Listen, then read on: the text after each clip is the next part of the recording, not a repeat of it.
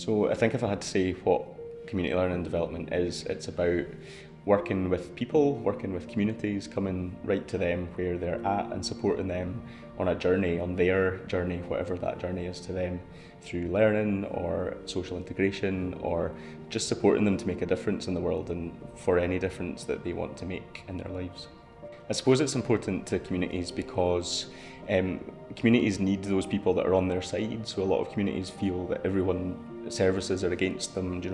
Communities, sometimes certain groups in communities feel, everyone walks out the door, and a lot of the time it's CLD workers or people who are trained in community learning and development that are walking into the room to have those difficult conversations with people sometimes, or support them in ways when their lives are really challenging and really difficult. I suppose what's unique about being a CLD graduate is the fact that you kind of leave uni with this passion, I suppose, for social justice and really standing up for communities and knowing what's wrong and right, and making sure that communities and learners and people are able to live healthy, well lives and aren't stigmatised or aren't experiencing prejudice or oppression. And I suppose that's what you leave with, is that burning sense to just constantly fight for and challenge when people are oppressed by society, by structures and organisations and communities. So since graduating, I've had various different roles. I've worked for a national charity doing health promotion work across Tayside with NHS Tayside.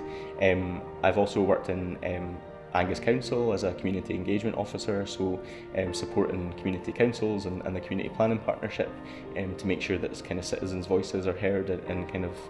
those structures. And I've also had a role, kind of two roles at Young Scot, so the project manager role that I do now, but a kind of locality coordinator role where I kind of work closely with different local authorities to embed kind of Young Scot services in local areas. So I suppose that's the main thing about CLD. You don't just leave university and become a community learning and development worker, although that could be your job title, but there's so many different job titles that you have, but all use the skills that you learn